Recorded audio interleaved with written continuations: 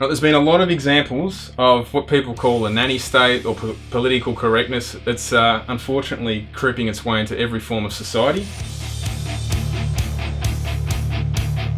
When it comes to Australian automotive advertising, it seems that you cannot get away with anything, and here's a good example. This article popped up recently, I'll have to read a bit of it. Airborne cars. Vehicle ads face reviewing following complaints about dangerous driving.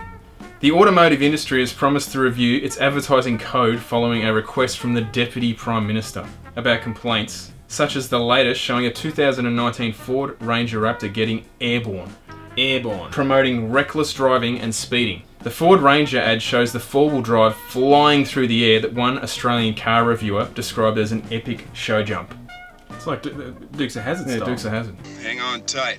It's going to be the closest thing to a parachute jump you've seen since you left the service. It is one of more than 30 ads shown on both television and YouTube by automotive companies such as BMW, Lexus, Volvo, etc. that road safety lobbyist Harold Scrooby has lodged formal complaints for over the past 2 decades. So this isn't exactly his first ad. Scrooby's back yet again.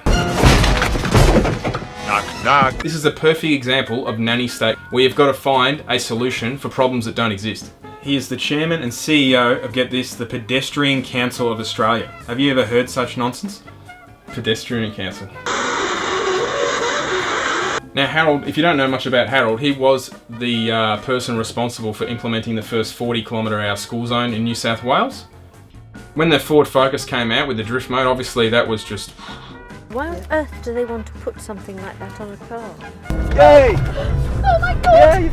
Everyone wanted to go drifting. That was like murder, death, kill. Murder, death, kill, murder, death, kill, murder, death, kill. Do you remember when the Northern Territory proposed to run open speed limits? For those that don't know, they used to be an open speed limit.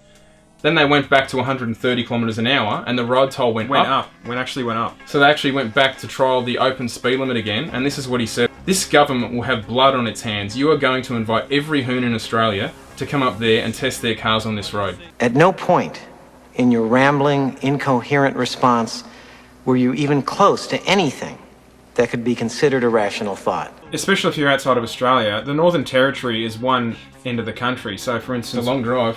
Where we live here, I haven't looked it up, but at a guess, it's probably like 4,000 k's to get to this road. This is so cool just to go for a hoon. That's about what some sales reps do in a couple of days repping, don't they? Yeah. So this was a 12-month trial of the open speed limits, and there wasn't even a fatality until 11 months in, which would happen, regardless. So what did they do? They got rid of the trial. And they even found the average speed generally was about 130, 140, because people won't have to look at their speedos, and they just drive to what they're comfortable.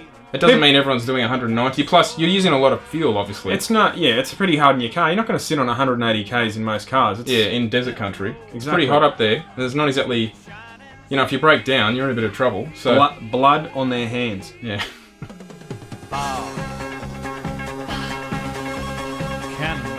So hang on, how did this ad actually get brought up? Because it's not showing anything on a road. It's actually showing the Ranger in like outback country. I don't know. I mean, anyone who's going to go and get their car airborne, whether they see the ad or don't see the ad, they're going to go do it anyway. But hang on, didn't you have a closer look at the ad? Just have another closer look at it.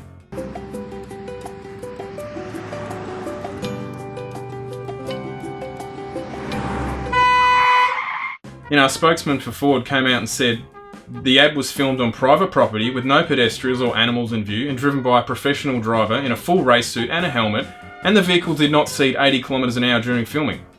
Don't let facts get in the way of your feelings though, hey? No. Introduced in 2002, the Nanny State Code of Conduct says that you shall not depict or encourage or condone dangerous, illegal, or aggressive or reckless driving. Hang on, what's the time?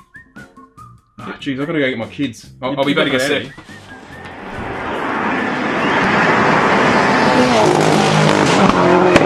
This is some of the stuff that has had complaints about and should be taken off the air. A recent BMW advertisement showed a vehicle accelerating from 0 to 100km/h in 5.1 seconds. Oh my god.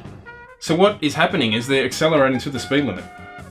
Well, what they should do, and what most drivers in Australia do, is not 5.1, about 25.1. 25.1 seconds, and then merge onto the freeway at 60. I mean, that's safe. Yeah, that's safe. Just don't accelerate to the speed limit. Don't break that speed limit. Another ad in 2010 by Lexus showing the LFA supercar said the vehicle could clock a speed of 325 k's an hour.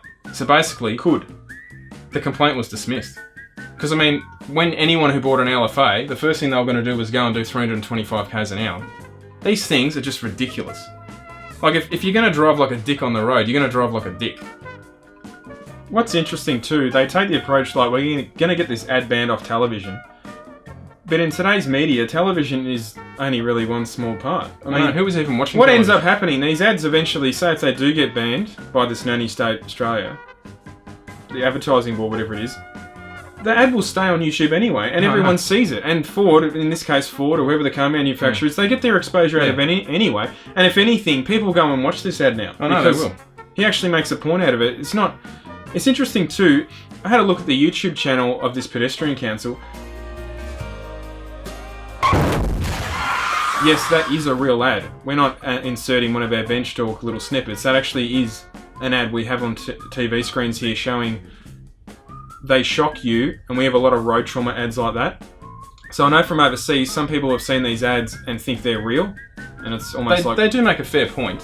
Yeah, because especially the first time you see that ad, you don't know it's coming, and it wakes you up a bit when you see it, but I don't have a problem with them making ads like that, but when they complain about this other crap, about a car spinning as its tyres on a paddock in the dirt or something, saying that's hooning and that's going to be reflective on the roads, it's ridiculous. It's outrageous, egregious, preposterous. So if you thought banning, I guess what you could call hooning type advertising is bad, controversial. This is an article I found. Look, it's 6 months old, but it sums up the climate of political correctness and just loony lefty mentality in Australia. Hey, you know what the article's banned? We've just been demonetised because of that. You are fined 1 credit for a violation of the verbal morality statute. You know what the article is called?